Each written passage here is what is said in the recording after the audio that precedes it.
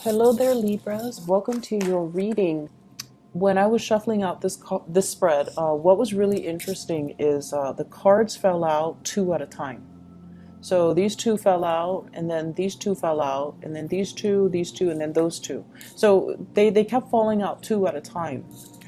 And when that happened, I couldn't really focus to get like an image for you. I couldn't focus to get like an image for you. So as we go through this reading, whatever images comes up, then I will relay it for you, okay? But the two indicates to me that compromise, that partnership, that that sense of duality as well, indecisiveness, looking at ourselves in relations to another person. That's what it feels like to me. And those are like, I feel like the stereotypical Libran traits, okay, where it's like you see yourself in relations to another person. You see yourself as part of a whole, and you are at your best when you have another person by your side to bounce ideas off of, in order to feel secure, in order to feel like you are complete. Okay, so it's very reminiscent of like Pisces, Gemini, and Librans. To like that energy is very reminiscent of Pisces or Gemini. So you might have those people very, very prominent in your environment, or you might have those placement very prominent in your chart, in your natal astrology chart, because there's a sense here about wanting a partner, needing a partner, or needing just somebody by your side to bounce ideas off of, to come to for advice, or to just physically have by your side. So what I feel here is the way the spread is coming up, there's a need for us to seek people. If we're going to seek people anyways, if we're so relationship focused, or if we're so other focused, it is very, very important for us to seek people who are very different from us. Okay? And I honestly believe that, the one of our lessons in life is to learn as many things as possible, and to learn as many things as early on as possible. When your mind is young, it is very agile. It is very regenerative.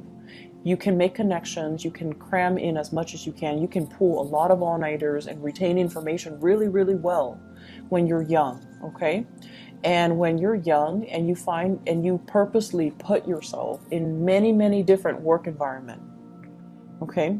So like a year do this, another year try to do that, try to shift jobs as many times as possible, so that you get to know what environment is more suitable for you, so that you get to meet people, and that you get to put yourself in a myriad of situations and learning environments, so that you're exposed to as many things, different experiences, different circumstances, different belief system as possible.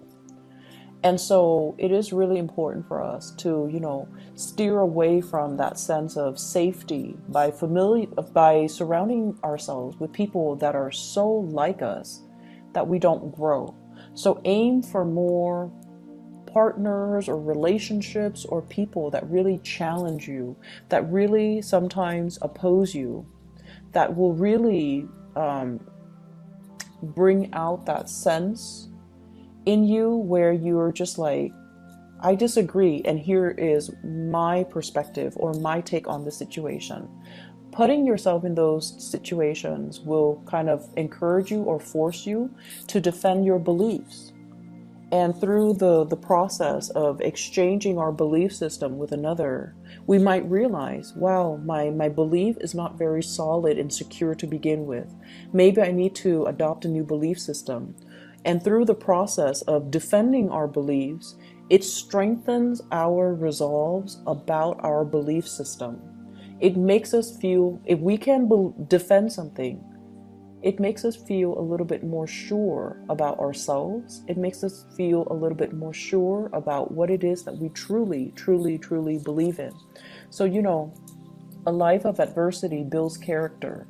So I definitely feel like, wanting to surround yourself with new people, different people, and not only different and new, but people that see things from a different perspective.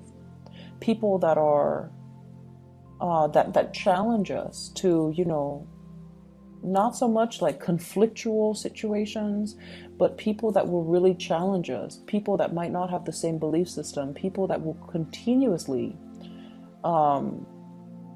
ask us these important questions so that we can refine our thoughts, refine our thinking. I'm also sensing as well, dealing with different people and pushing yourself out of that social comfort zone will allow you to fill in the knowledge gap. So a lot of the times, we believe in one thing, okay? And we will cherry pick the examples that we use, or, the information that's available out there to corroborate that one thing that we believe in. It's cherry picking. And most of us, fall into that fallacy. And so this message for many of you, I feel it is about doing the necessary research in order to fill in the knowledge gap, doing it the right way, doing it the proper way, not just cherry picking data or information and then glossing over the information that, runs counter or is contrary to what it is that we're trying to persuade people on, what it is that we're trying to tell other people. So I feel here the need to be very, very fair and see things from both perspectives for you guys, so that you can refine your thinking, so that you can fill in the knowledge gap, so that you can understand, okay, maybe I was wrong with this belief and I need to switch over. But before I switch over and abandon my previous belief system, I need to do my research to make sure I know where I stand. And the reason I harped on this was because, the cards fell out two at a time. And also, there's a huge thing here about, I'm seeing a lot of students. You're going through some type of a training situation, and I feel almost like some of you, and not all of you, but some of you, you're just like, I already know this. Why are they giving us training on this? Why am I forced to sit through this? Why am I being taught something I already know? And I almost feel like that mentality, will be to your detriment. Okay? So I feel like there's a way that you're doing something, and that's like your go-to process. Like, you've already got it down and you're just like, I already know what I'm doing. All these people, they're wasting my time. They don't know what they're talking about. But it is something that you have to do. So some of you, for example, you're going to school to get a degree. And a lot of people nowadays, in order to land a very good job, we need a combination of experience, real life work experience, as well as degrees and diplomas. And I feel like for some of you, you're going through the motions. You already have the work experience. You already have the hands-on work experience. You already know what you're doing. And yet you're forced to go through some type of training, or you're forced to finish school in order to get that diploma so that you're more employable. And I feel like it's very, very frustrating for you. But I would say take that paradigm shift, because you're there for a reason. You already probably paying tuition. Even if the training is provided for free, it could be, led by by your company. You're already going to have to be there. Make the most of it. And whenever we enter an environment, any type of environment, whatever we put in is whatever we're going to get out. So if you're very hands-off and very detached and, keep people at arm's length and already come in with the attitude that I already know this, then you're going to get very, very little out of it. Okay, so I feel that there are things right now where you have to fill in the knowledge gap.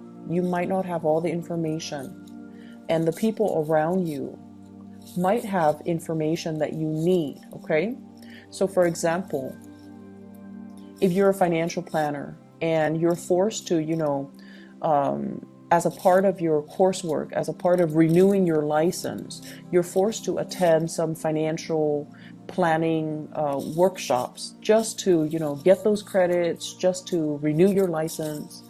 And you're coming in there and you're just like, I already know all of this stuff. And the people that are teaching it lack the experience. They lack the articulateness that you guys love as an air sign. So what I feel is maybe you're not there to learn financial management. You're just there to renew your license.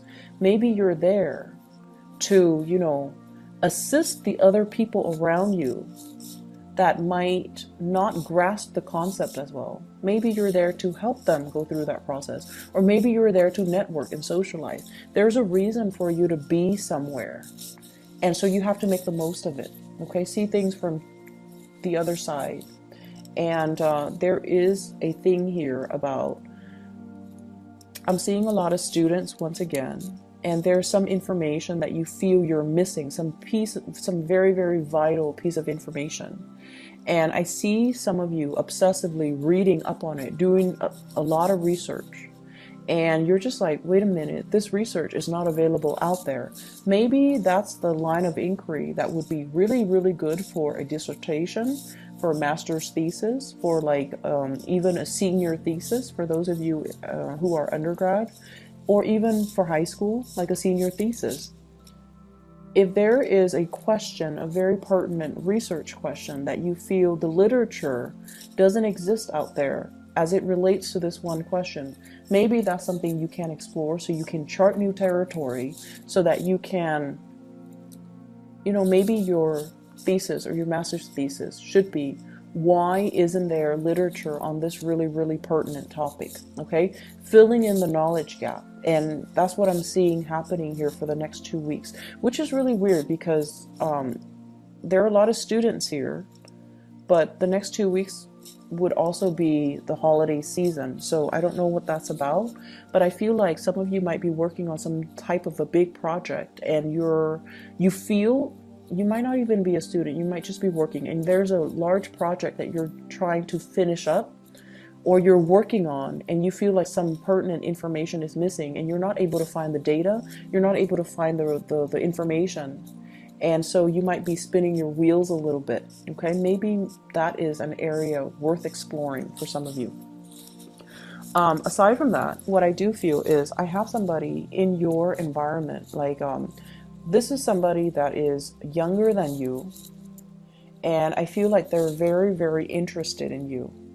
And they try to ask you, like, hey, do you want to do this? Do you want to do that? But it seems like you guys are deferring to work or deferring to your hobbies in order not to socialize. So this is like some of you, classmate, others a friend, others a colleague. And then for others, it's somebody you're in some type of I see they have reached out many, many times. You want to do this? Do you want to do that? And you're like, I'm busy. And you are not looking at them, I feel, when you're saying this. And I feel like they have initiated many, they have asked you many times, you want to do this? You want to do that? And the answer was always no. And I see somebody who's just like, I can't embarrass myself anymore. I can't just keep doing this because they keep rejecting me. And I almost feel like if this person told you, hey, I really like you, you want to get coffee with me, your answer would be different. However, the way that they come in, it's very nonchalant, it's very unemotional. And that's because, they feel a little bit jilted by you, and they feel almost like you're so absorbed in your work, or, there are so many other things that you're working on, so that you're not really prioritizing them. So somebody in your life is feeling a little bit neglected, and they've asked you to do things so many times that they've given up on trying. They've asked you to do things so many times, they've given up on trying. And as I say that, I had to repeat that, because I feel like for some of you, it's a crush asking you, let's get coffee, let's go see a movie, let's play something. Let's play sports. Let's go for a walk. And your answer has always been no. And I feel like they are cowering because they're embarrassed. They're embarrassed of the rejection. And also, when somebody reaches out and we don't, look them in the eyes and we just tell them, no, I'm busy, it hurts. It hurts on a very, very deep level. And I feel they're hurt, and I feel they still look at you. If you made a move on them, they would be so happy. They still look at you. They're still interested. But it's almost like, I have to, look elsewhere because this person is probably not interested in me. This Libra is probably not interested in me. And I'm too embarrassed right now because they've turned me down so many times and I can't put myself through another rejection. Okay. So you got people here that are really eyeing you, Libras, and they see that you're a hard worker. They see that you are somebody who's very serious. Like your energy is coming in very serious for the next 2 weeks, and they're trying to get your attention. And there's a lot of fun to be had, but you're busy. Some of you are working overtime, and some of you are just trying to make extra income. So you might be dabbling in a lot of different activities in order to make ends meet.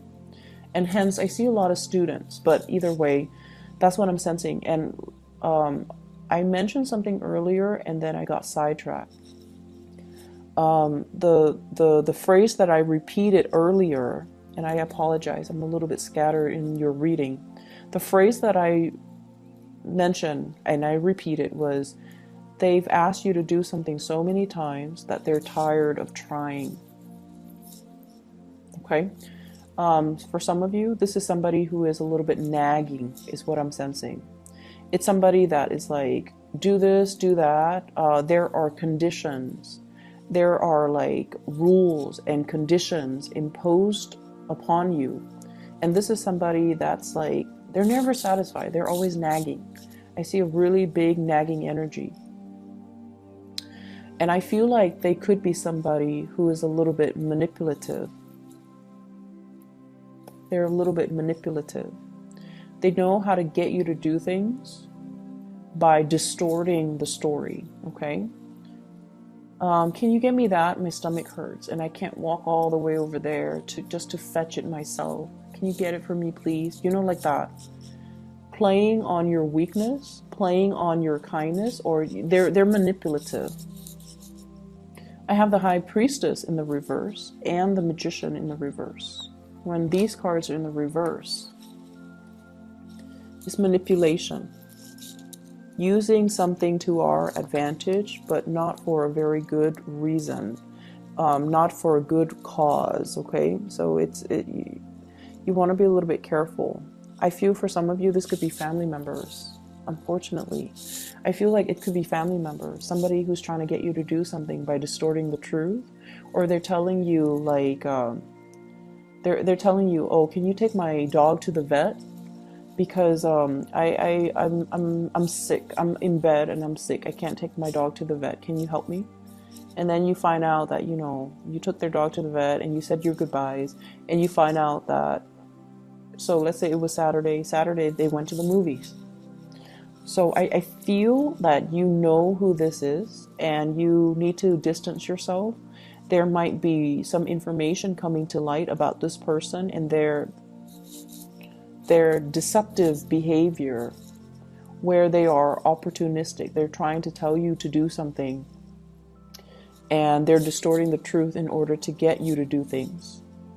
And then I'm also seeing as well, you want to be careful when it comes to measurements, and you want to be careful when it comes to not spilling things. If you're cooking, if you're serving things, if you are mixing things, blending things, be very, very careful. So I feel like somebody is also, and Librans are typically very, very organized and very neat. But I feel like you might be dealing with someone who's a little bit on the sloppy end, and you're trying to, tell them to, clean up your act or be less messy, or, learn to clean up after yourself, learn to be a little bit more tidy, be a little bit more organized. And I'm also feeling as well, some of you, there might have been a past person, somebody has left the picture, and you are burying yourself in work in order to forget, in order to distract yourself. You're also happy, I feel, with work, but you're burying yourself in work in order not to think about this person, in order to keep busy, in order not to go home and look around and be reminded of this person. So I feel like it's definitely, a love relationship, okay? And then for many of you, you're a little bit of a workaholic for the next 2 weeks, and there's nothing wrong with that, because you're trying to get ahead in your career, because you're trying to publish data and information, because you might be trying to make deadlines. But I feel like there is a sense of like, I need to be productive, I need to excel, I need to produce something. And if I keep, working at it, chugging away at it, or plugging away at it, produce something, produce written work, produce like results, produce statistics, produce a dissertation, produce like a master's thesis even, or like some type of an essay or something that is up for public scrutiny. If I keep producing, it's going to really enhance my professional image and my career and my prospects. So there is a big push for you as well to, be a workaholic and to challenge yourself and to do all the work that is necessary for you, and to constantly work overtime or do a lot of work even on the during the holiday season. And then others, trying to forget a situation, a person from the past, and you're overcoming it through burying yourself, doing some type of a work. I see like shutting yourself in your office, shutting yourself in your home, trying to get things done, okay, to get things done so you're not distracted, so you're not,